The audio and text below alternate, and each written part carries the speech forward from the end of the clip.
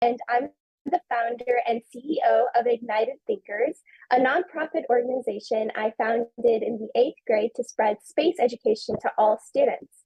Today, I am so excited to be partnering with Felix's Spacetime to host a live panel with 4 visionary thinkers and leaders of the aerospace industry, where every 2 months we will have a panel with a different purpose and a theme to foster important conversations in the aerospace industry. Today's conversation will be centered around inspiring the next generation.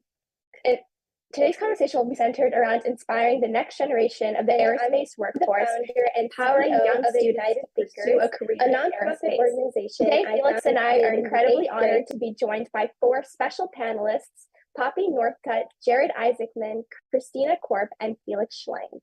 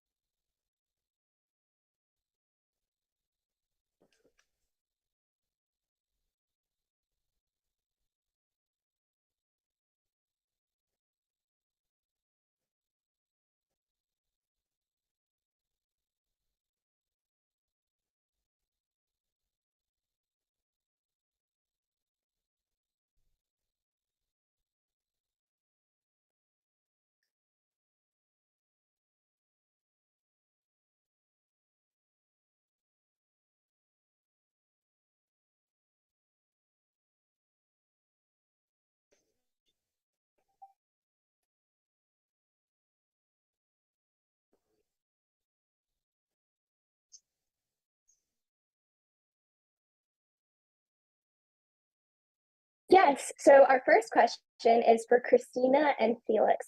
So we are all very strong advocates for the theme "Space is for all." And this statement includes individuals from diverse backgrounds as well as unique educational interests.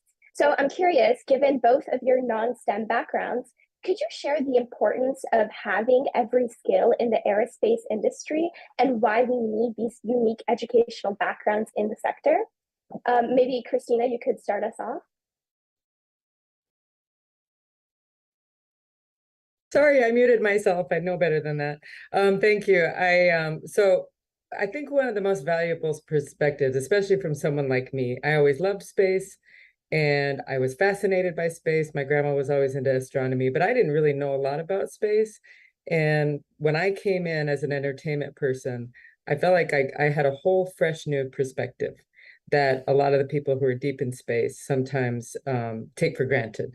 That's why with my foundation, my mission is to connect the space curious to the space serious, because now I'm deep in the space serious world, but I came from the space curious world, and that's where a lot of my friends and my family and network still are. And a lot of times what I hear is people think they're not smart enough to work in space.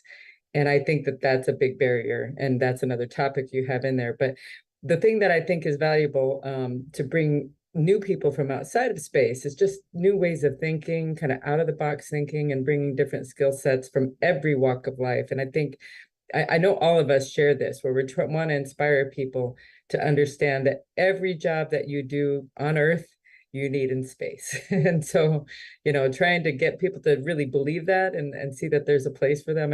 I know that we all share that purpose of trying to welcome more people in. Yeah, I'm from the space curious background as well. I agree with everything you just said. If you look at NASA's infrastructure, for example, here at Kennedy Space Center, almost every job that you can imagine is needed to run the place, is needed to move the programs forward. It's not just the engineers building a new rocket engine or deriving the next plan for a probe to go somewhere. It's also the cook, it's the security personnel, it's even seamstresses that worked on the space shuttle to put on heat blankets and things like that. So you'll find all sorts of jobs in the space industry. I've been contacted by many people before via email or messages in social media thanking me for doing my content on my YouTube channel because it gave them the direction they needed, and so they entered the space industry. And it's not always engineers; it's everything. Everything's needed to move that forward. And if we think further into the future, things like SpaceX's endeavors and NASA's endeavors to go to Mars, for example. If we don't want to do what we did last time when we went to the moon, scoop up some dirt, put down a flag, and then return, and after that, not really continue. If we want to build a base, if we want to make it sustainable for a longer time, we'll need everyone, not just scientists and engineers, to be comfortable in a colony. I mean, we can do it the Martian way, with the like in the movie. Where you have this typical science outpost. But if you want this to be a long-term thing, it has to change into a village. And in a village, you'll find all sorts of people. That's what I would say. Plumbers, carpenters, yeah, like dentists, exactly. everything. Everything. Yeah. The barkeeper in the Mars bar is important. Exactly. I love to think of space as a little world. So everything you would need in like the regular world on Earth, you would need just in the space industry. Yeah. Yeah. Amazing. Now on to our second question. This one's just for you, Felix. For those people who may not want to participate in the space industry, but want to help document it like you and so many others, what advice would you give to those people, and what kind of things do you think they should learn about and study in school? Well, of course, it's a bit of a media background. If you want to run any sort of news outlet or content production, you'll need to know a little bit about content production. So I've been working in the media business for a long time before I started the YouTube channel, and a happy little accident, I was also interested in space and astronomy and all that stuff, and so I brought the two together, and that's how the channel was born. But maybe the most important lesson, and that's not just for content creation or it's basically, it counts for everything. And I think everyone here on the panel will be able to say the same, is if you want to achieve something great, you have to stick to it. You have to keep going. You can't be, there will always be naysayers and obstacles you hit and all sorts of difficult things you go through. What's important the most is just to keep going. That is so very important. And it's the same with the YouTube channel and anything else. So that would be probably the most important lesson. If I was able to talk to myself when I was 20, that's what I would tell myself, is to keep going is very, very important. It's not just to have the vision, it's also to go through with it. And we definitely have the right people for that here on the panel today. Amazing. You had amazing answer. On to you, Katika, for your next question for Poppy and Christina. Yeah, so Christina and Poppy, the aerospace industry has historically been a very male-dominated industry, and I'm so glad that there's now fellowships and programs to really, provide the platform for underrepresented minorities in the aerospace sector. And I'm curious, from the both of your experiences from two different generations of the aerospace industry, have either of you faced any gender biases in your current careers? And if you did, how did you overcome them? And what steps do we need to take as an industry to continue making space accessible and inclusive for everyone? Maybe Ms. Northcutt, you could start us off this time. Sure. Well, my current career is not in space, really. My current career is I'm a lawyer, but I'm also semi-retired. So semi-retirement does not, you don't experience those kinds of obstacles. At the time that I was working in the aerospace industry, it was sort of a derivative of the military, and all of that gender discrimination that the military had was imported into the space industry as it was formed. So it's not really surprising that it was a very male-dominated and very white, very white, very male-dominated industry. I was fortunate to work for a contractor rather than to work for NASA itself.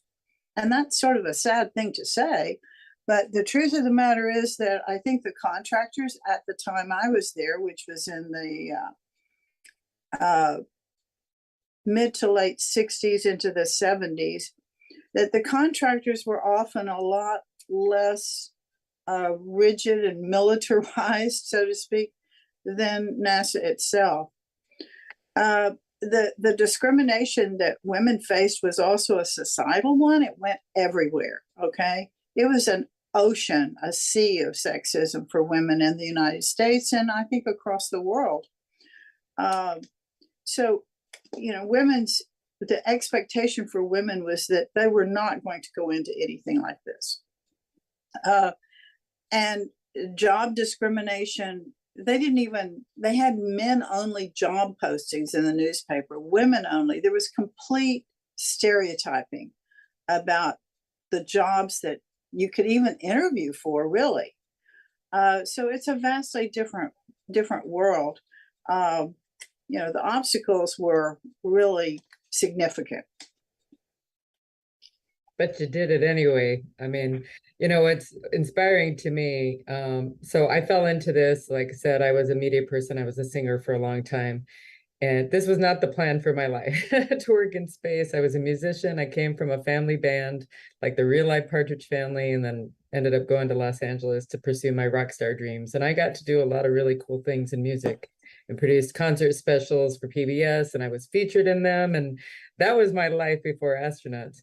And then, you know, as those of you who don't know, I started working for Apollo 11 astronaut Buzz Aldrin after answering an ad in the Hollywood Reporter. And, you know, I thought that job was going to be a piece of cake.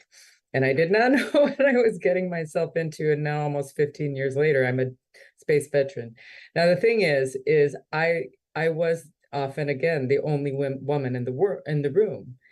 Often it was me and the Apollo astronauts, which in and of itself is a kind of a crazy thing anyway. Just, you know, the fact that I'm the fly on the wall of the lives of the Apollo astronauts is just a great privilege. And to be honest, I have 5 brothers. All of my mentors have been men. So I'm quite comfortable working with men. And I didn't really think ever that I wasn't qualified enough or that I wasn't smart enough to be there. I've always just kind of been there, you know. But I will say that I did begin to notice that there weren't that many other women around. And as I was celebrating the 50th anniversary of Apollo 11, especially, I wanted to highlight pioneers. And that's when I began to meet the female pioneers. And so along with Poppy Northcutt, there's a woman named Joanne Morgan, who was the first woman to work at Kennedy Space Center. And hearing her story was so interesting to me because, you know, when she was a young girl, she said her father made all of the kids learn an instrument. He thought that was really important to have a well-balanced, like, education of both feeding your creative mind and also the technical mind. But when she was 17, she saw an ad posting to be an intern for the new rocket program. And she said the key was it didn't say boys, it said students. So she applied and came down to 2 students, and she was one of the ones selected. And so she said, like, she got selected, and on the Friday, she got to see her first rocket launch. That being said, when she started working at NASA, she was the only woman there for 10 years. And she said it was hard. It was really hard.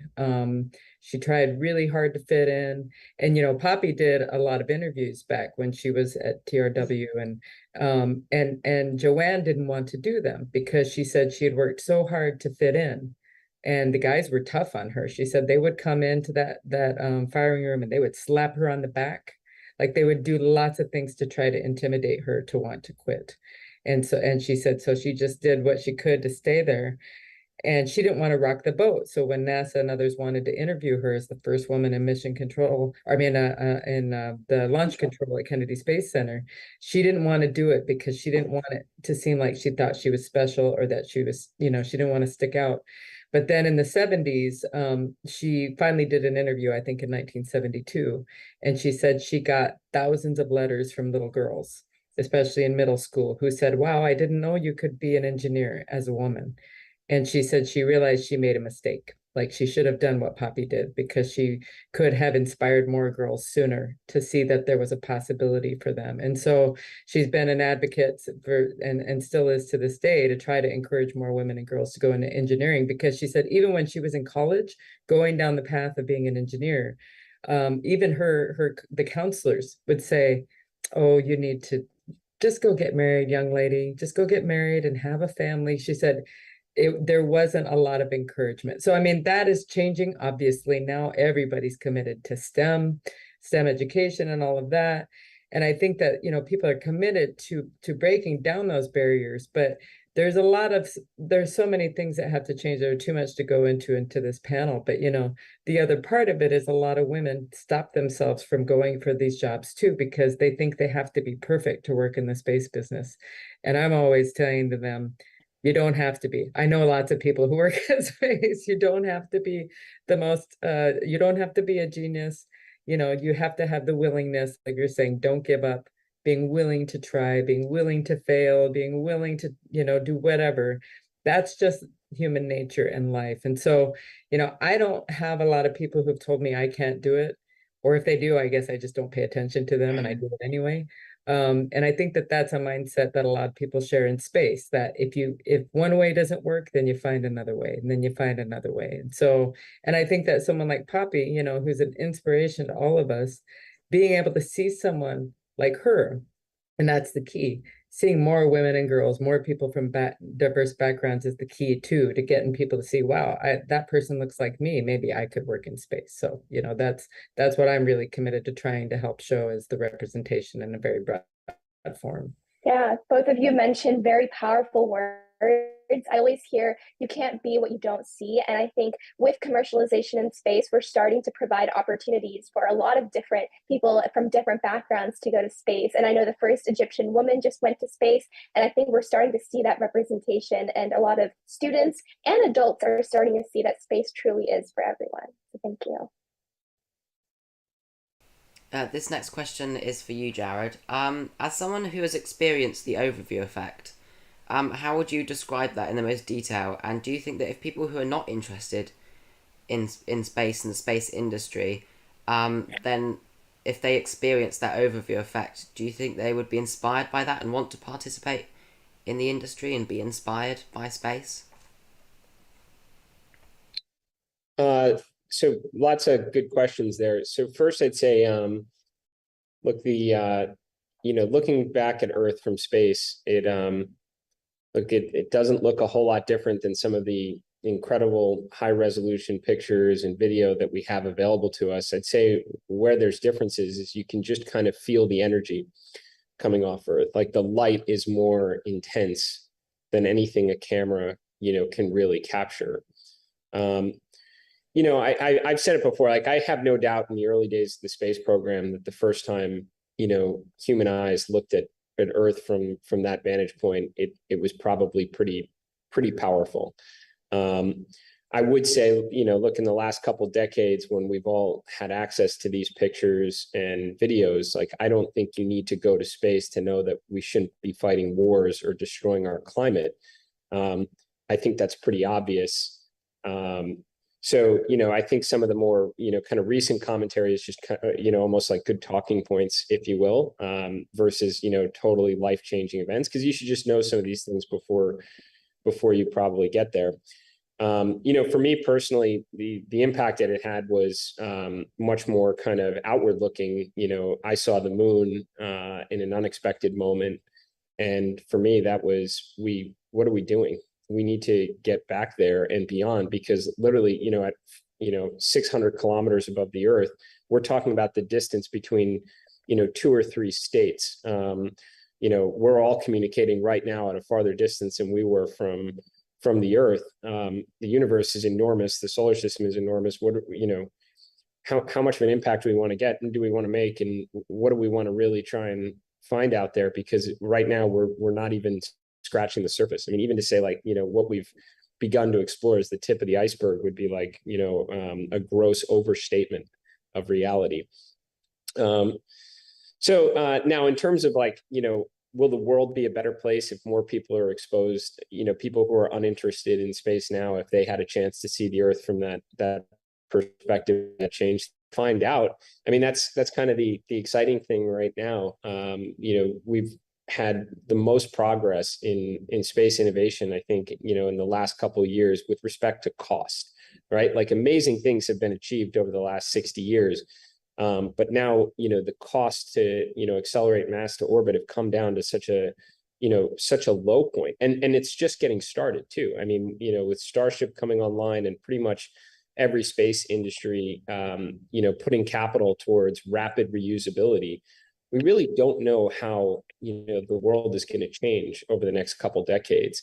I often liken it to, you go back to the early 1980s when you have kind of the rich Wall Street type with their cell phones, and it would be pretty easy to kind of look down on that.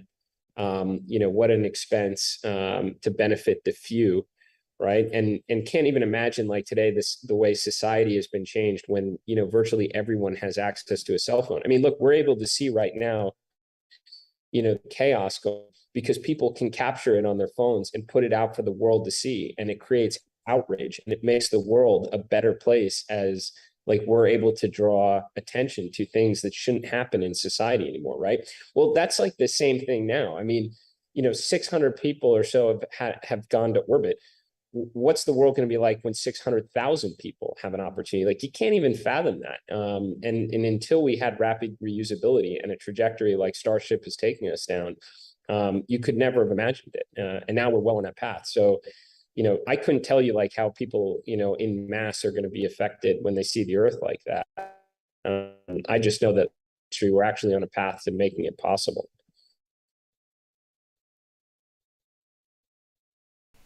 Amazing. That's an amazing answer. I definitely know if I experienced the overview effect, I'd definitely be very inspired. Excellent. Yeah, I think we all can relate with that. And my next question is also again for Jared as well as Felix this time. Both of you have had incredibly successful careers, fostering a really positive impact on many people in society today. But in this journey, I'm curious, did either of you face any obstacles getting to where you are today? And if so, how are you able to overcome them? Felix, maybe you can start us off. Okay, so I'd like to add something to Jared's answer from the last question here. I've done a little experiment of asking children to paint space for me. And I wanted to find out about something. And what was the result of it was that most of them painted a picture where half of the picture was black and the other half of the picture was planet Earth, this huge curvature. And that's what the last 30, 40 years of spaceflight have created as a picture of space. But that's not space. You have to remove that large Earth curvature from the picture. That's space. So 99.9% of the universe is not Earth. And that's what we haven't explored yet.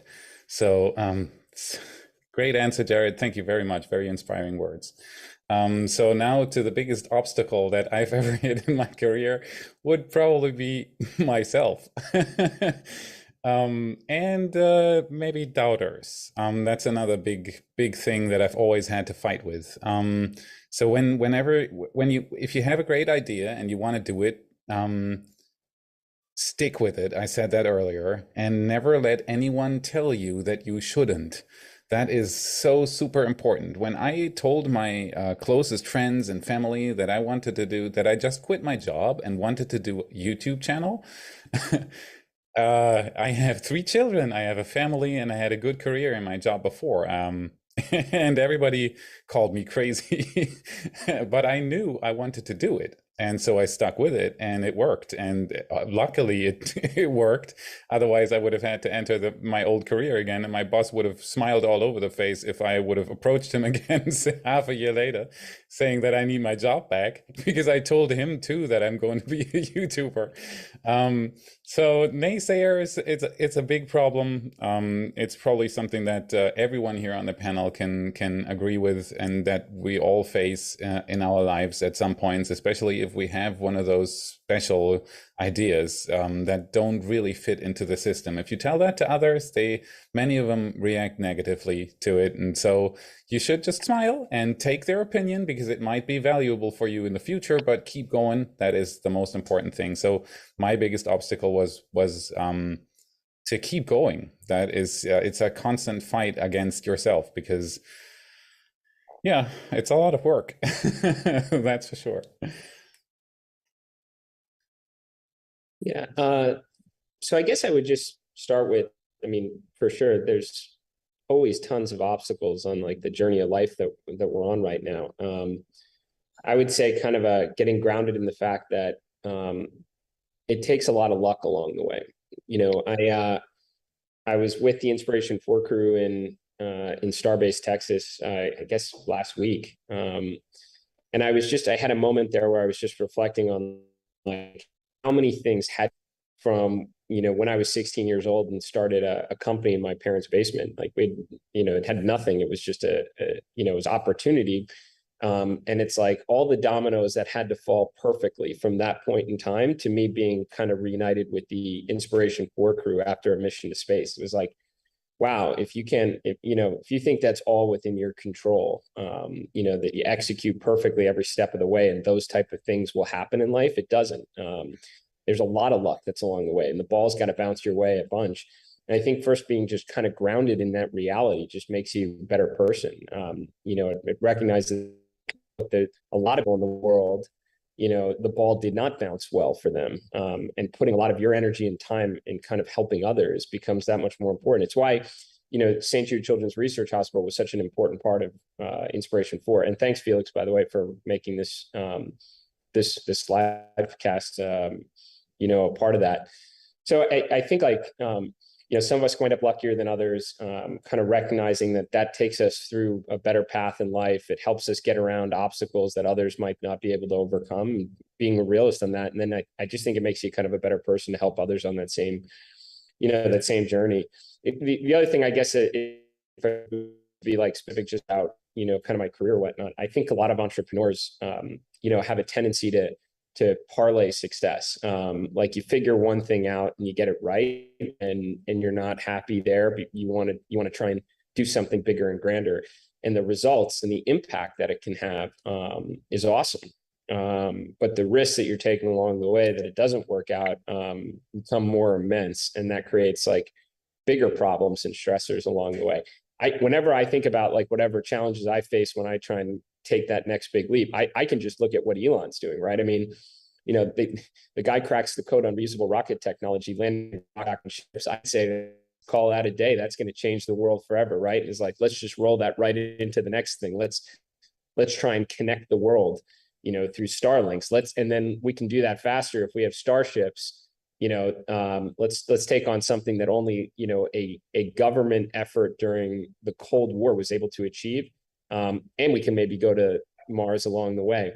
Like those kind of parlays, you wind back the clock, begin with something like, let's build electric cars and then let's mass produce it in something else. Like it's getting something right. And then trying to take everything you learn from that and do it bigger and better the next time. And with it comes like things that can make the world a lot better, more interesting, but also comes with new challenges and obstacles and stresses associated with it. I think that's probably why a lot of people stop at some point. And unfortunately, the world's got, people like Elon and others in the space industry that don't want to stop until we get to Mars. It's pretty awesome.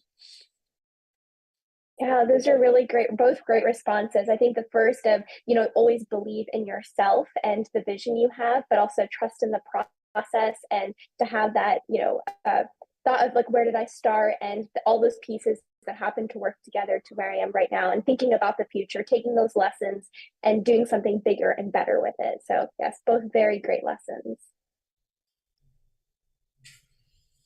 This next question is for you, Poppy. You've been through some of the key milestones in the aerospace industry and have seen its rapid development. Could you share some insight into the significance of the Apollo missions and your thoughts on the upcoming Artemis mission? Well, Before I get to that, I'm gonna comment on something that Jared just talked about. I mean, he talked about luck, and I certainly experienced a lot of luck. But the thing about luck is, I don't think that luck is entirely random, in the sense that I think that to a large extent we make a lot of our own luck. And part of what we ascribe to luck sometimes really has to do with being prepared to take advantage of opportunity and having the mindset that we're open to it, that we have not closed off our minds, but, you know, we're trying to, you know, we have at least 180 vision, if not 360. So that things that seem like they're random, well, we noticed them and other people did not. You know, so in that sense, luck, you know, luck is really important, but you have to be prepared to take advantage of it, and you have to be open to it. You know, and it helps if you know, you start off on, you know, first base, second base, or even better, third base in terms of, you know, privilege, because the further you are up there, the more opportunities you're going to have, and the better off you're going to be in terms of being able to take advantage of them. With regard to Apollo, I think that it opened the world's eyes to how much we could do if we really focused our energy and our resources on what amounted to an impossible goal. When John F. Kennedy came to Rice University here in Houston, and, you know, said, we're going to the moon and bring people safely back to the earth, and, you know, by the end of the decade, that was an impossible goal at the time he said it. You know, nobody had ever even sent, you know, really gone to land. I mean, we had none of the technology that was necessary to do that. So I think that the main thing about Apollo, the main inspiration from Apollo, is that it tells you that if we really focus our energy for multiple people, bring our energy and bring our resources, we can do all of those things that, you know, we can find a cure for cancer. We can. Yeah. We can find a cure for the common cold. We can end poverty. We can bring dignity to people. And we can go to Mars too, and even beyond. So I think that's part of what Apollo did. In terms of Artemis, I think that Artemis is going to do what I thought Apollo was going to do.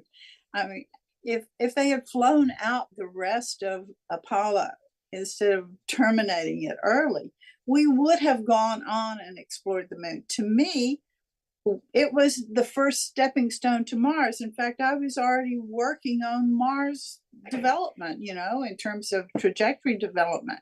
And we were already pretty well along in terms of developing multi-impulse capabilities to do aborts and to do, you know, orbital injections so that we could fly polar orbits at the moon and really explore the moon.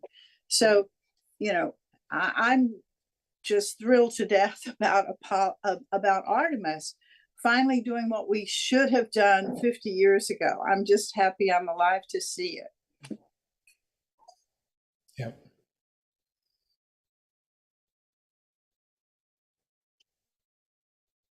Yeah, my next question is for Christina.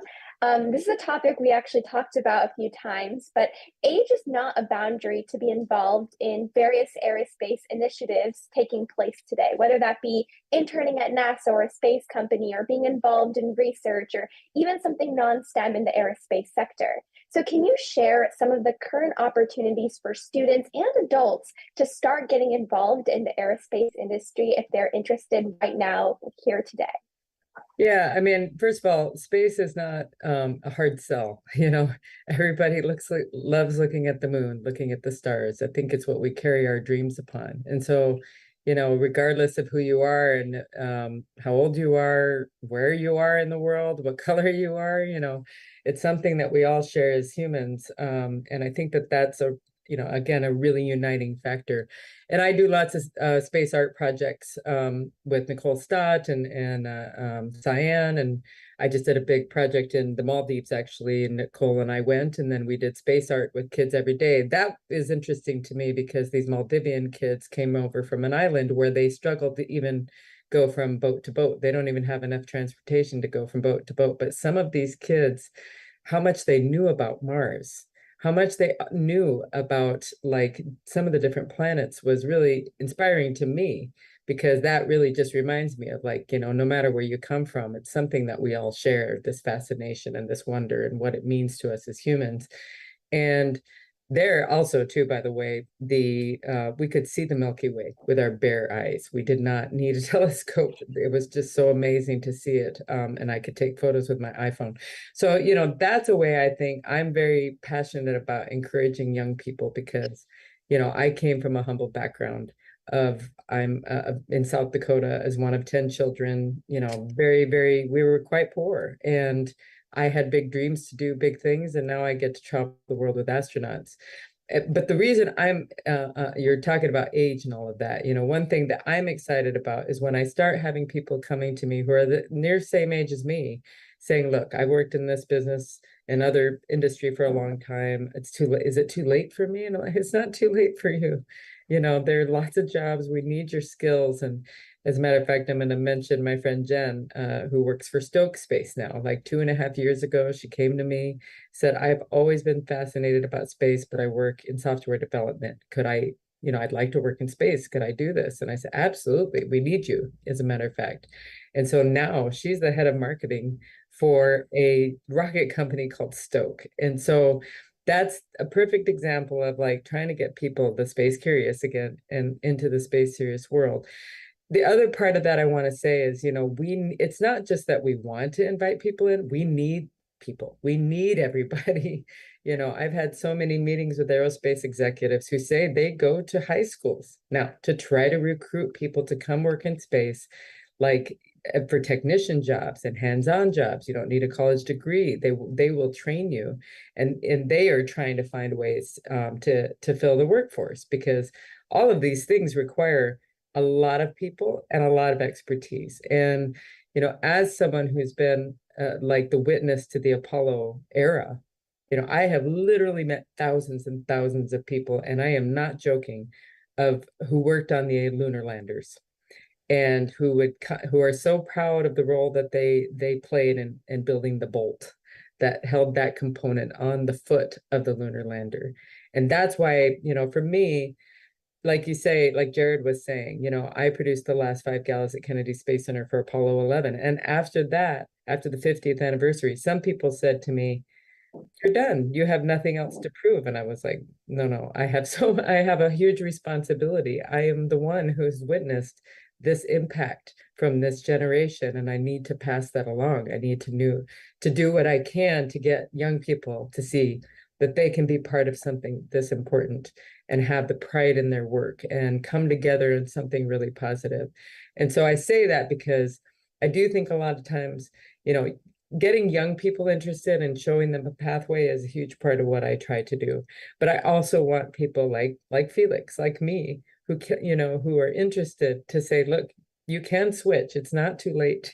If you want to work here, we would love to have you join us. And we really need everybody too. So again, like Felix saying, his obstacle is himself. I think that is most people's obstacles, thinking that it's not possible for them, or they don't think that they can do it. And we're here to tell you, you can do it. No matter what age you are, you can be a part of this in some way. And we need you. It's not even that we're just saying there's jobs here. We're saying we need you. We need everybody. And we want you to be a part of it. And then look, if you don't want to work in space, you could still, be a part of the inspiration and the awe and the art and helping to inspire others, even if you don't do a hands-on role. That's what we all here are very passionate about. And I am, especially, I have a 11-year-old daughter and an 8-year-old son who just assume they're going to be astronauts. And they automatically to them, that's just it. They're going to be astronauts. My son is convinced I'm an astronaut. He said, I just don't remember I'm an astronaut because I need to find my spacesuit and then I will remember that I am an astronaut. Maybe he's got a premonition. I don't know. But anyway, you know, getting kids on board, it's not so hard. Helping them to see the pathway, that's part of what I feel is my, you know, responsibility. But I hope too, like you say, that I can inspire other people who are the same age as me, older than me, to see that it's possible for them to be in here. I see Poppy wants to pipe in. Oh no, I thought you said, yeah, me too. I mean, Poppy is a huge inspiration to all of us. And I, you know, not just by the way in space, like as, you know, advocating for women and women's rights and stuff like that. And so am I, you know. And so we're grateful to when we all can come together to do something positive, you know.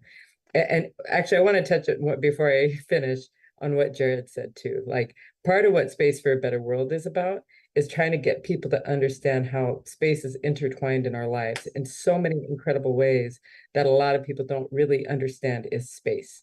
And so that's one of the things that the access of what's going on in the world, what space provides for access. And, you know, with what's going on in Iran, where all the internet's been shut off, and now Starlinks are going there and are going to enable communications so that people can still, you know, see what's going on outside the world, see that they have support, you know, what's going on in Ukraine. Maxar was showing like, you know, convoys heading towards the people and it helped them evacuate. It's incredible. That's big world, like looking back at Earth, but exploring space and what we do when we go to Mars and what we go on beyond. I mean, what we will learn from that, what we benefit from that is, we can't even measure it. The return on investment is so gigantic.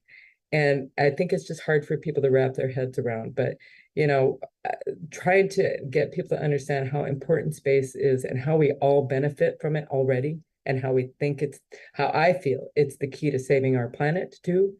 That's, you know, the bigger picture kind of mission that I have as well. Sorry, I'll shut up now. No, that was a great response. I think you touched on so many key points, and also how you can, if you're interested in space and it excites you, then there is an opportunity for you to get involved regardless of your age or your background. I mean, I go on LinkedIn and I can connect with anybody I want in the world and just reach out to them. So I think we have a lot of free access and a lot of opportunities that we're blessed to have on the fingertips. Anywhere in the world to reach out, to learn, to apply to things for free, and to get involved in the aerospace sector. So really, I appreciate that answer. And I'll give it over to Felix. Thank you. So this next question. Keep going. So this next question is for Jared and Poppy. We all hear the phrase "it's not rocket science" thrown around many times, intimidating students to pursue aerospace careers and explore their fascinations around many physics concepts. How do you believe companies can embody the phrase "space for Earth" and make space technology accessible to all of Earth? Jared, would you like to go first? Yeah, sure. Well, I think just as space becomes a little bit more part of our lives, some of the mystery or the being involved with it will go away. I mean, like obviously, the human space program's been around for 60 years, but I think at least for a large portion of the population here in the U.S., it was a little bit less part of our lives since the space shuttle was retired, nearly a decade ago. So if you kind of think about it, like the last 2 years, it's really 2.5 years since human spaceflight has returned to the U.S., and we're seeing, the benefit of like live streams of, routine Falcon and other rockets going through industry, Blue Origin, Virgin Galactic, and it's becoming almost like a weekly event. It's reconnecting a lot of people. I've said it, I think it's like re-energizing a large portion of the population as to, the possibilities. And those possibilities can be very, and that's what can be in people to pursue careers in, STEM and space and, and I think like the reason I'm circling back to it is like, if you're not seeing this every day, if you're not seeing people in space and you're not seeing imagery from like James Webb Telescope and rockets landing on ships, and it seems like so infrequent, then the statement of that's rocket scientist is like this perceived massive hurdle that you can't overcome, probably resonates. But when it is more, a part of our lives, like I think it really has been the last 2 years. Like it's not something of discouragement at all. I think it's like the exact opposite. It's like rocket science is cool, and I'm seeing it all the time. And there's clearly a lot of people involved, and I want to be involved in it too. I think just like the amount of social media interest in this, Felix, like you're a great example of it over the last couple of years, like really getting involved and then bringing in a large group of other people to be interested in it. These are recent developments. It wasn't like that, 5 years ago or 10 years ago or 15 years ago, really, I think. So to me, I just think industry doing its thing. A lot of capital has gone into aerospace industry over the last couple of years, seeing things we have either seen in 50 years or never seen at all before. And I think that's just going to inspire a very large group. And I think as a result, like the idea that, space is for the few, the brilliant, the rocket scientists will continue to diminish until it's like, no, this is like just part of life and it's interesting and I want to be involved. I don't know. I guess that's just my thoughts. Okay, so I have a little different take. First of all, I don't want to diss rocket science. I want more people to be interested in rocket science and non-rocket science as well. But I mean, rocket science is really cool. And one of the problems that we have with the scientific disciplines, whether you're talking about it being rockets per se, or math, or chemistry, or any of these things, is that a lot of times the way it's presented in our schools is not interesting, and people get turned off. They get turned off prematurely. They don't understand that they really could be fascinated by these things, but it's presented in ways that are boring to them. So I think one of the big challenges is to have better better education in terms of our teachers being better able to present these things and get people interested in them early, as well as more and more people in the media like Christina, who go out and try to make these things accessible to people and understand that they too can be interested. I think a lot of times that what happens with people is that if they don't immediately understand and connect with a subject, they think it's maybe too hard for them, or they think it's too difficult, or they're just not interested, or it's boring, or whatever. And they don't give things enough time to understand that they could be the rocket scientist, They could be the one who understands the particle physics. They could be the one who cracks the code on how do we figure out if that planet, that exoplanet that's been discovered through James Webb, has the ingredients to sustain life. And so, on the one hand, I want non-technical people to be encouraged, but I also want those people who could go on and make those incredible rocket science discoveries to understand that they too can do it.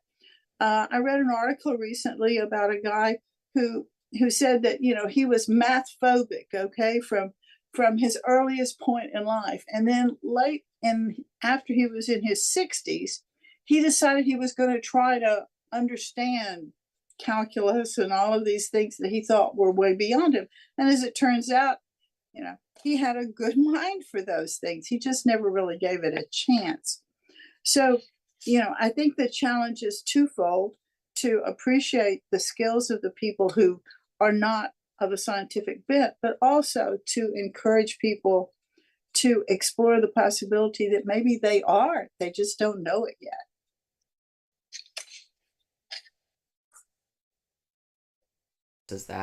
Amazing answers there. We're kind of running into our time limit now. So Katika, would you like to take it away with our ending question? Yes, I'd first love to make a comment on what Ms. Northcutt was saying earlier about getting into classrooms and to provide those opportunities, exciting opportunities for students to get involved in space. My passion for space sparked in a middle school rocketry club. And I know that kind of excited me about space, just launching those model rockets. And I know that with Ignited Thinkers, I'm doing something very similar where I'm trying to foster those exciting times where with a group of friends, you can, explore space, have a comforting like environment where you can just learn about space and rockets and feel like you can do it, because before that club, I never thought in a million years I could build a model rocket. And so that safe environment allowed me to, feel confident to build a rocket and fly it. So that's like a really great point that we need to focus on providing those opportunities for students to explore space in a comforting, fun environment and not something scary like a bunch of calculus. So thank you for mentioning that point. Yeah, and so the last question we have for every single panel member here today is we want you to talk about what space means to you. It could be related to what got you into space or what inspires you to stay in the space industry or just really anything. What does space mean to you? Please take maybe a few seconds to think, and whoever has a response can jump in. I have a response. I think that space represents faith, hope, and optimism.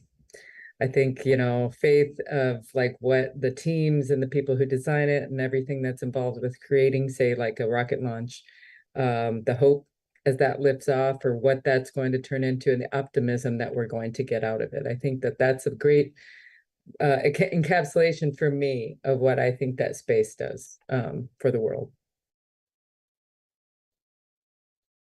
Well, no, go ahead. Okay, I'll go ahead.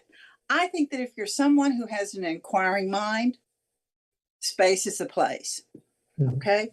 It's full of challenges, it's full of puzzles, and it's full of surprises, both in terms of what you discover about what's out there, but also about what you discover about yourself. Just a few years ago, for example, most experts around the planet thought that planets themselves were a rarity and that habitable planets like Earth were basically close to non-existent. Okay. It'd be like, an incredible kind of thing that those existed. And yet today, almost daily, we have data coming in from these incredible telescopes that we have out there, the James West and the Hubble, that are showing that there's not just millions of stars out there, there are millions of galaxies out there.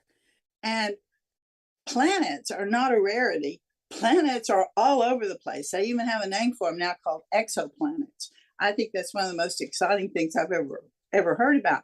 So the odds are that there's somebody out there, as we're looking back in time at somebody else's galaxy and stars forming, there's probably somebody out there that's looking at our time. And we just the challenge of figuring out how we can meet their mind.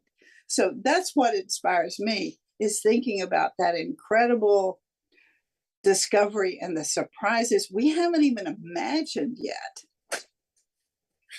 Yeah, absolutely. I'm going to go into the same direction with my answer. Carl Sagan's Pale Blue Dot. If you haven't read that yet, it's very much worth it. Space is everything. Space is even includes our planet. We tend to make this division between space and us, but technically you're in space right now. You just haven't left the atmosphere of our planet, but still you are part of it and you're part of the universe, and that's space. So it's a very short word for a very big thing. I said it earlier, it's 99.999% of everything else except for Earth. And it would be when we did our first steps out of the caves in Africa back in the days, we started a line of exploration, and to reach for the moon and Mars and eventually maybe even beyond our solar system is to continue that line further and further and further, from that first step out of the cave to see what's beyond that hill over there, to wanting to settle on Mars is a huge accomplishment, and I'm very much looking forward to to how this line is going to continue into the future. As long as I can witness it, I want to. And that's why it is so important to inspire people about space. Yeah, I think these are all excellent answers. I mean, to me, I think about space with intrigue and opportunity. I mean, intrigue in that there is just so much we don't understand or appreciate. And I come back to, again, some of the, questions that, I think humankind has been asking itself, since the beginning. The questions that we've all been seeking answers to is probably out there. And then I say opportunity, not in like, the economic sense at all, but opportunity just for, a better future for our civilization. I mean, so much of what we do here on Earth is about our own competitiveness, whether it's individually or collectively at a nation. And frankly, almost all of the progress we've made in space has been about competitiveness, what we could do before the other guy could do it. Even today, I'd say, some of the, emerging space nations, it's about, their own, national interests or pride or national security, even using it for satellites and other things. And it's like, depending on what intrigue reveals in space, it's like an opportunity for something so much different, individually and collectively, to do things to make all of our species, like everything we're trying to accomplish, different and better than how it exists today. So, yeah, I think that's pretty much what I think about opportunities in space. Yeah, those are all very great responses and something I can relate with as well when I look up into the sky and think about all that's beyond and what are the possibilities of the unknown. Definitely excites me and keeps me up at night. So we all are on the same page, I think, about that. Looking up into this space gives us excitement, and that unknownness keeps us driving forward into creating these technological advancements. So yes, thank you. And I think we have questions in the chat that Felix will start reading out that we can answer, hopefully. Yeah, we haven't got any questions yet in the chat, but if anyone who's watching, if you have any, put them in the chat now, and we'll do our best to answer them before the end. We have had a couple donations on our page. No questions with them, but thank you so much to everyone who's donated. We've raised just over £100 today. So thank you so much to everyone who's put in a bit of money for this. Until the end of next week, the page is still open to donations for St. Jude. So feel free to donate some money. Every little helps going towards St. Jude.